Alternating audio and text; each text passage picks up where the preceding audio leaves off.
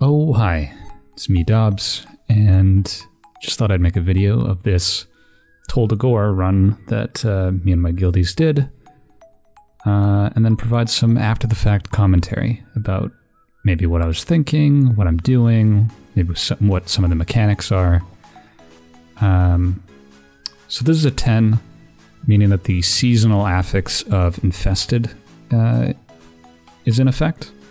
Infested will make it so that 2 little spawns will pop out of specific ads, and if they reach other ads, they will infest them, and then you have to deal with sort of a multiplicative problem. Also, any mobs that are around the infested mob get healed, so you can't really AoE down packs with infested mobs in them. So here we're just killing some crabs. You'll notice that we skipped basically all the trash prior to this because you can get a lot of % inside and there's not a huge reason to kill these. Later on we found that a better strategy is to pick up just like a bunch of little guys at the start here and AoE them all down if you can, but it really depends on where the infested guy is.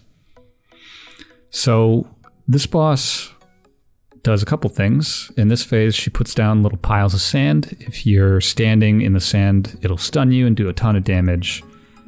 She'll also go into the ground like this, target a random player, and then pop up like that and deal a bunch of damage.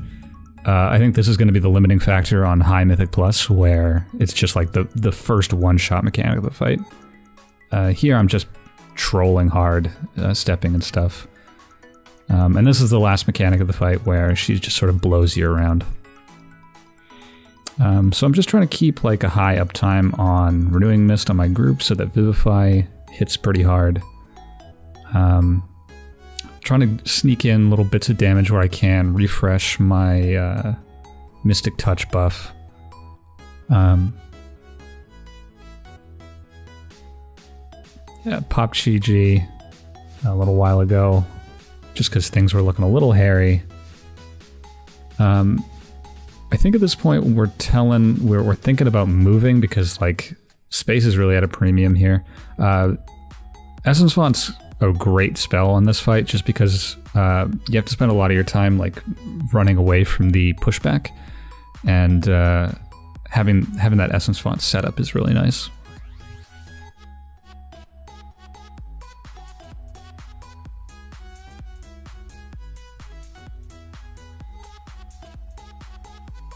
So Bubba trolled there.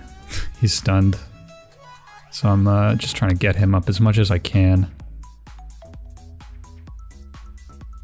Here I'm panicked. I'm also, here's another thing that I screwed up. I'm for some reason running Diffuse Magic instead of Dampen Harm on this boss. I'm pretty sure that this like the knock-up is a physical effect, and so popping Diffuse, I'm pretty sure just doesn't do anything for me there.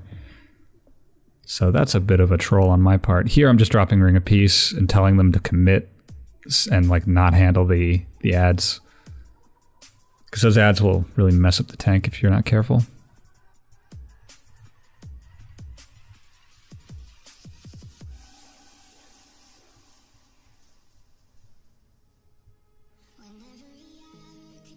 Here I'm just, hit him with a single spinning crane kick to apply Mystic Touch, and go back to healing. So we've got a rogue, and rogues in this dungeon let you skip a bunch of stuff. You can just open up this little gate here and skip like 2 or 3 trash packs. It's really nice.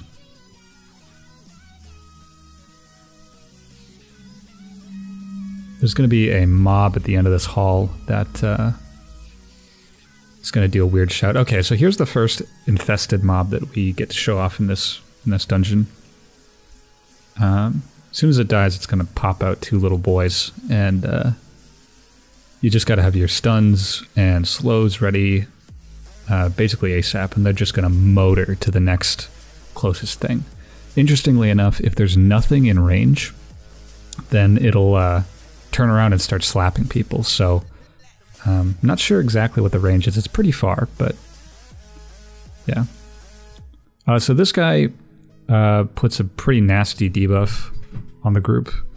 At the time of recording, it was unkickable. I'm pretty sure on beta, or at least the last time I did this dungeon on beta, it was you were able to kick it, so I'm not sure if that's intended or what, but yeah, it does like an AoE shout, does some damage, and applies a 50% damage dealt reduction to players, so you want to dodge that as much as you can and dispel it off of anyone who is dumb enough to get hit.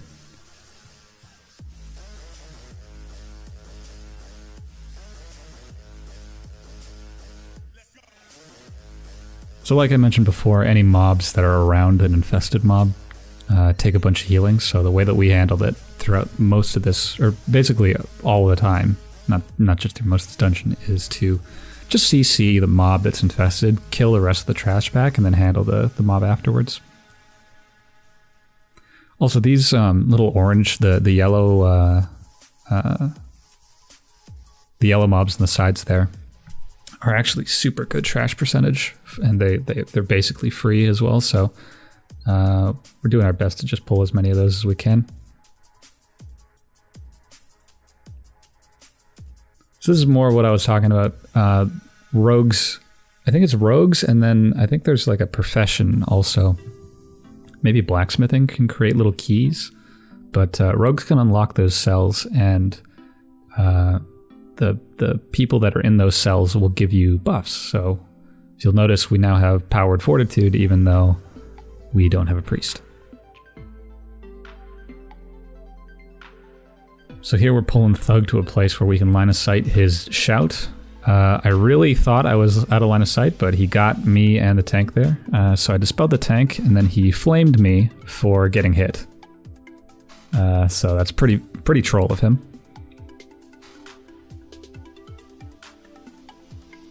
Even though he got hit and I dispelled it off him, you know. Such is the life of a healer.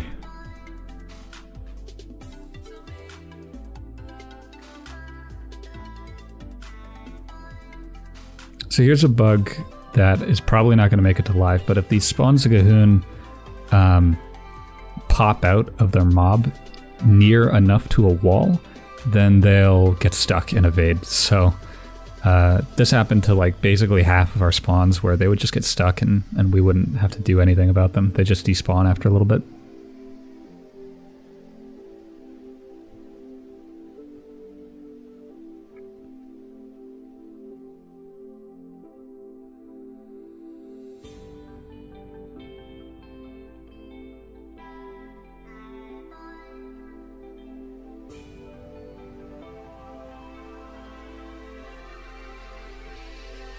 Right, so this there's a trash pack just in front of us who jump to the group upon aggro and deal a bunch of damage.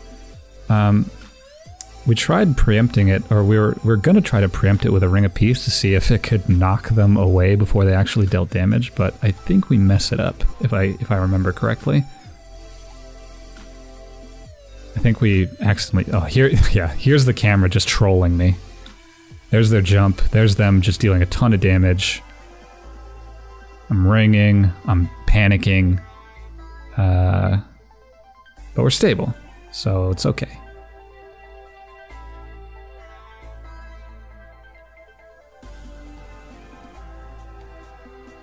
And then we're just rolling stacks of bursting.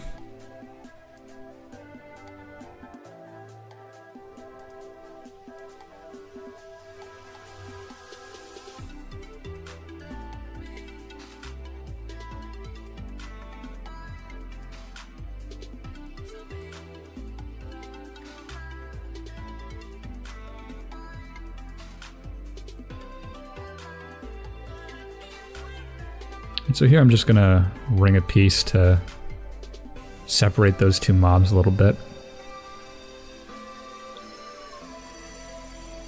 You don't want one of them just lobbing and then risk ambient damage, just breaking a CC or anything, so.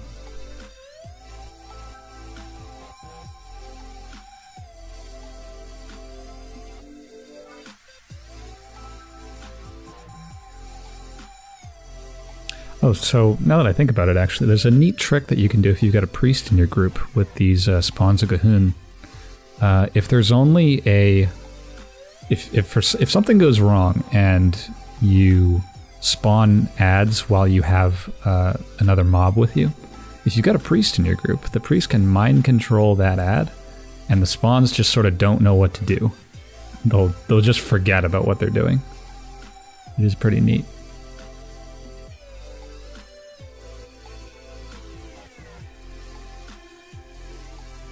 So these sea speakers are really annoying. They've got a cast watery dome, which just puts like a huge shield on them. So you want to try to stop that cast as much as you can.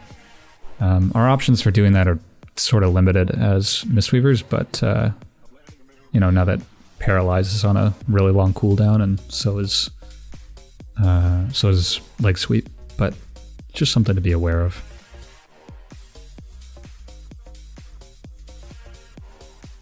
So again, just more hitting them with a spinning crane kick to apply my debuffs. You really want to apply all of your debuffs just as soon as combat starts, just to maximize damage.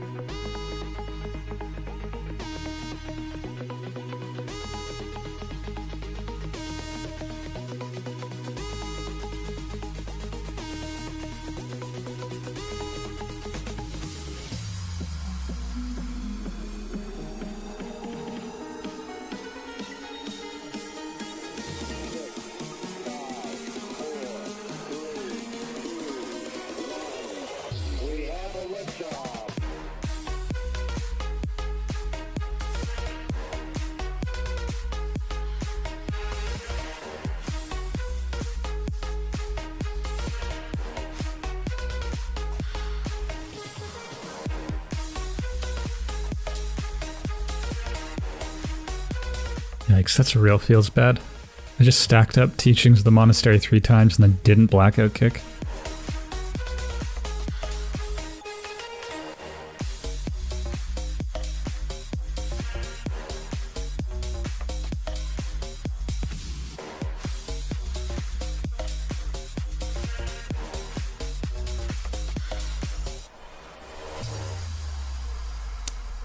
Gee, this is just more of the same.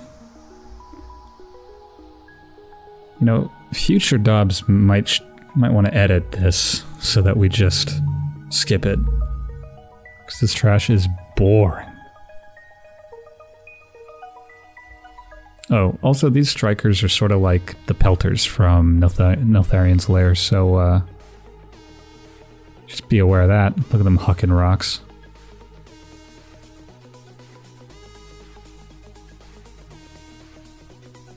Yeah, see, that's more of what I was talking about. Spawn a Gahun just stuck in a wall. So another thing that we're doing here is, again, because we have a rogue, he's opening up all of these little side rooms. It's because the boss we're about to face, when halfway through the fight, he'll run down these hallways and open up all these rooms, and you'll have to fight all the raiders. And we just want to kill all of them before they're in the fight, because it's bursting week, and dealing with bursting during a boss encounter is probably not the funnest thing in the world.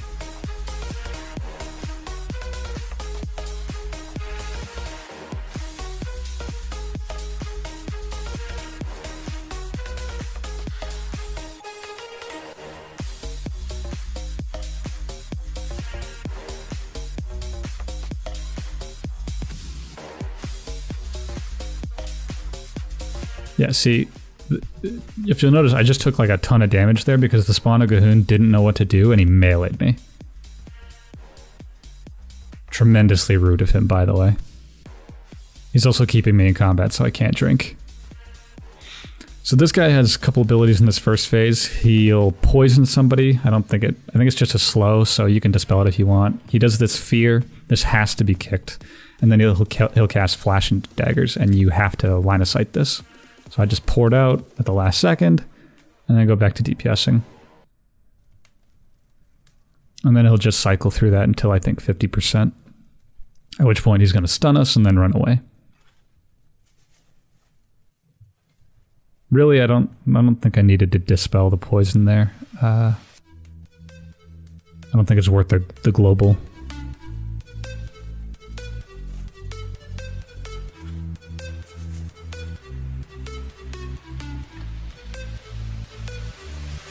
So here, he's going to summon his little brother, and his little brother is going to DPS he's going to jump on one person and stun them. So you have to DPS the little brother until he stops. And then you can just ignore him. Yeah, see, I'm getting mauled here. And... whew, we just barely got me out. And while this is happening, the boss is going to do Motivating Cry, and it's a stacking buff that buffs his damage. I think the idea is you're supposed to kick it to stop the stacks, but the better strategy is to just never kick it at all. You just don't. You just kill him. And even if that wasn't the case, even if you didn't have the DPS to kill him, you can just dispel it after the fact. Like, you can dispel the entirety of his stacked debuff, or stacked buff rather, with a 1 dispel. So it doesn't... I don't know. That seems like a bit of an oversight, but it's lasted on the beta until now, so who knows if it's intended or not.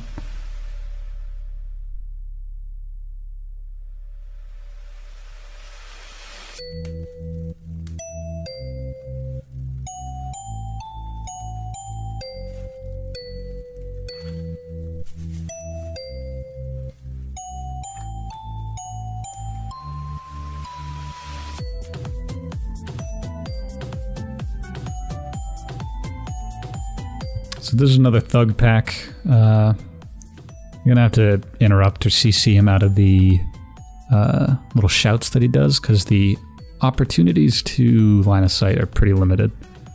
There's some geometry in here that you can get around. I just didn't bother.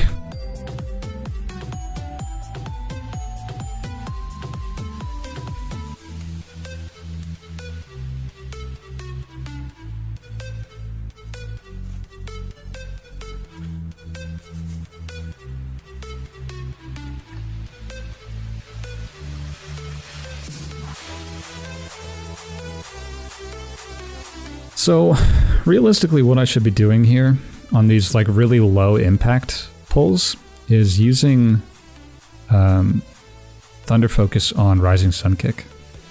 I think at the time of recording, I was more trying to get in the habit of like having the good extended Thunder Focus REM cycles, because that's an important playstyle to sort of groove out, and so I was trying to really focus on practicing getting that down.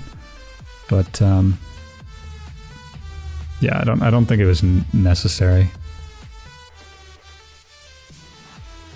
Like, I should absolutely be Rising Sun kicking this guy with the Thunder Focus. What am I doing? I didn't do it there. Oh my god, I'm tilting myself watching this back.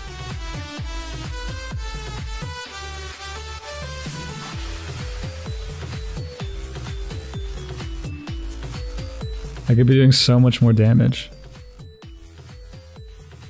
Oh, whatever. So here what we're going to do is we're basically going to pull...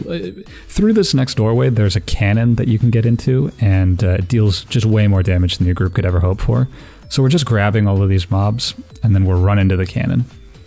And then we're going to just murder them.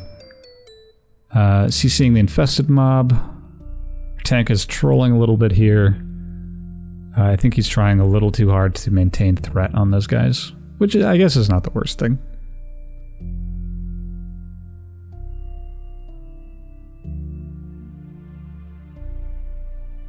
Yeah, so everyone else just stays back, and then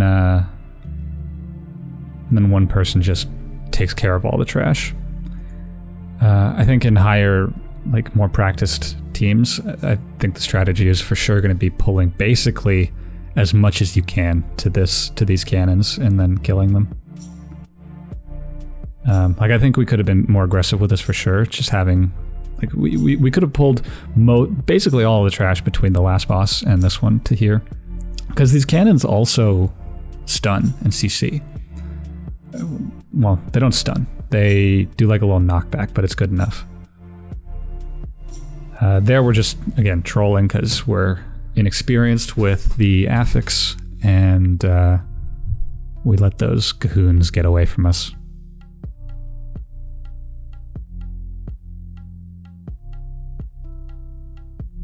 One thing that's important to note is that the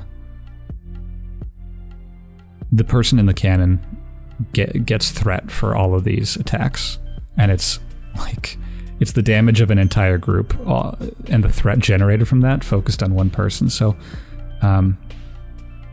if your raid frames allow you to see someone's health while they're inside of a vehicle, it's valuable that you enable that function, because you need to be able to see their health and be able to heal them while they're in there. I'm using the Blizzard default frames right now, and the default frames don't let you do that, which is very funny.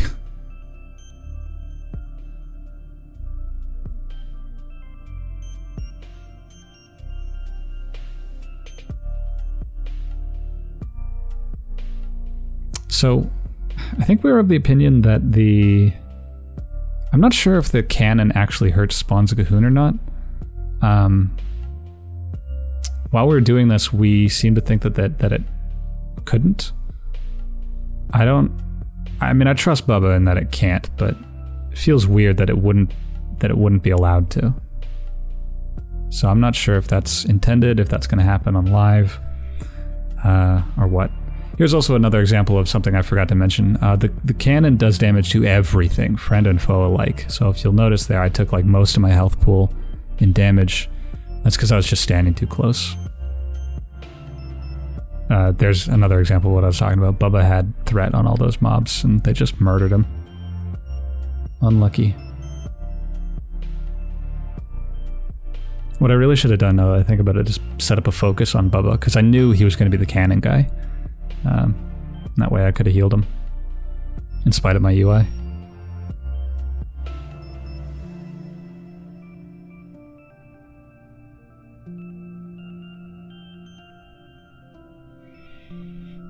So for this next pack, it's just like another 2 groups of mobs. So it's important for your tank to run in there, get initial threat, build some threat on them, and then crowd control them in some way, and then run around the corner with us, so that your cannon guy gets as much time as possible and as much leeway on threat as possible.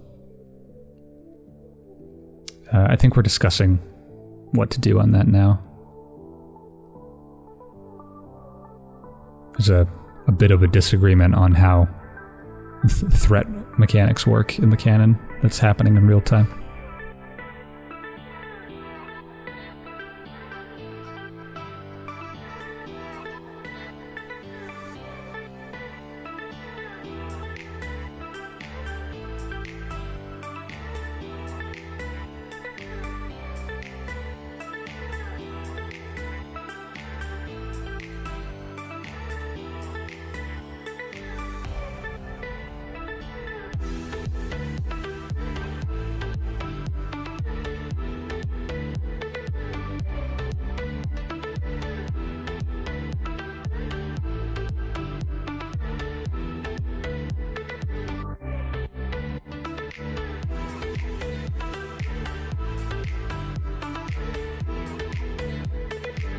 I'm not sure why I'm not just jumping in the cannon at this moment. Like I'm not sure why any of us aren't jumping in. Oh, I remember why. It's because I was waiting for the bursting. I didn't want to go in with low health or have to jump out of the cannon and then set up to deal with the bursting. It's a little troll that no one else in the group did, though.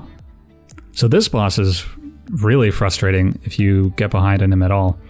On her, rather. So, if you'll notice, I'm grabbing one of the barrels in here and I'm moving it outside of the dungeon, or outside of the boss room. The reason is this boss will blast fire damage in areas, in like a cone, and then in an area of effect. And if they interact with these barrels, it'll light the barrels ablaze and then shortly thereafter they'll explode. So this isn't a huge deal because you can walk out of the area, but this fight gets out of hand very quickly. If you'll notice, like, chain reactions are very easy, and while it's not a huge deal for a monk, for example, who can just roll out of every problem, lower mobility classes, it becomes an issue. It'll get to the point where certain bosses... Yeah, see here I'm jumping out because she's aiming a little fire move. Just had to get out of the way there before I could get back to dealing with those barrels. Also, I just missed it, but she put a debuff on me there. It's important you dispel this debuff because if it runs out... I've never seen it run out because I've always just dispelled it, but from what I'm told... if it runs out, it'll ignite any barrel around that person, so it's just important to get rid of it while you can. And so this is sort of what I mean. The fight is basically out of control for us right now, because we're no longer... We've been forced into the corners, and when you're in the corner, the boss is always going to face the majority of the room when she's blasting barrels with her conal ability. So if you ever get into a position where you're forced into the corners, then you're going to be stuck in the corners for the rest of the fight. And that's a very scary position to be in. Because as you can see, like, we always have to move here. And like I said, it's not a huge deal for a monk, but what about these other classes who can't DPS while they're running and all this other stuff, so... Just gets real hairy.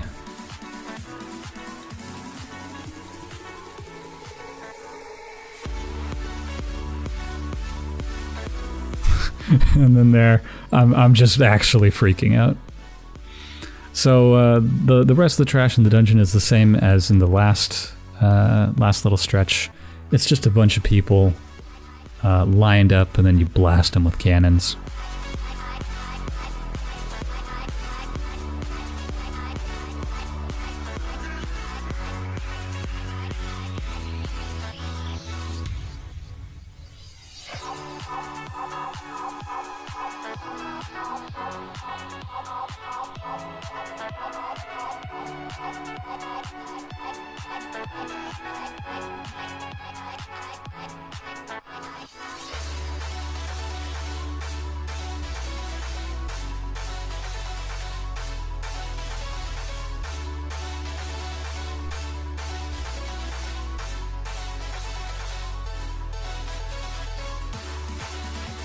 I guess this is a good time to talk about what's going to happen on the boss, since there's basically nothing happening here. So the major mechanic of the next boss is that he will apply a poison... Well, it's not a poison effect, but it's like a thematic poison to the entire group that'll fill up a little extra resource bar if you move. So if you move, this bar will fill up, and if the bar reaches 100%, then you'll be stunned for like 8 seconds. It's a tremendously punishing stun. Earlier, you basically couldn't move at all without it ruining you. They've since nerfed it, so it's a lot more manageable, but it's still very, very painful to deal with. It's also a little bit troll because it works in the height axis as well. So Whirling Dragon Punch, for example, is a move that will put you up in the air. That upward movement will trigger the poison. So here's all the black stuff on the ground. It's called Cross Ignition. You just move out of it or it'll ruin you. You'll also notice that a cannon moved and shot. You just got to stay out of that. And finally, he's doing he did like an area little, or rather a targeted line blast. I'll talk about that more the next time it happens. So the other gimmick of this fight is that he will switch between specific rounds of ammunition. The rounds will do different things based on which one they are. Incendiary rounds will apply a dot to anyone hit by any of his abilities. So you'll notice that's on Bubba, Mavi, and Nisam right now. The other round that he can apply will knock players back if they're hit by anything. So, okay, so here's the other move I was talking about, Deadeye. It was that arrow on the ground. This will target a person and then just hit them with huge damage and then apply a debuff to them. That debuff will make them cause, or will cause them to take huge damage from any subsequent casts. So you're going to need to keep an eye out on who that's on and then be ready to soak whenever possible. So our tank wasn't exactly too... This was, I think, like the first or second time our tank had done this dungeon at all. So he wasn't too familiar with how important it is to keep the boss in a very specific spot. Right now the boss is in such a... he's in like a really weird positioning in that a lot of the angles that we need in order to not get pushed in weird directions are sort of scuffed. And we're sort of getting more and more off track because of these knockbacks and the poison and how restrictive the fight is on your movement. Side note, I think this is one of my favorite bosses in this place, just because of the intense positioning requirements that it requires. Transcendence really shines because it doesn't troll you like that. Oh my god, speaking of troll. What happened? We've used every battle res that we've had, and I think both onks. We really messed up this boss, if I'm honest. Like, this boss is not this painful.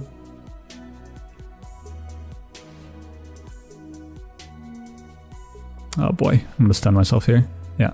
So there's that 8-second stun. And that's on me. I really should have positioned myself preemptively there, because the farther away from him you are, then the harder it is to dodge cross ignition. And there we go. The clean +1. If you're curious at all as to what it upgraded into, it was another Tol Dagor.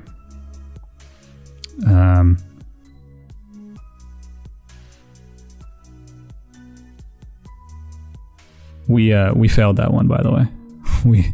We failed that one so hard. We got to this last boss and we trolled again. But this time we didn't have battle reses, so we just depleted the big depletey. Anyway, I'm just rambling at this point. I was just sort of filling time so that you could see the loot. Anyway, thanks for watching, and who knows when I'll make another video. Bye!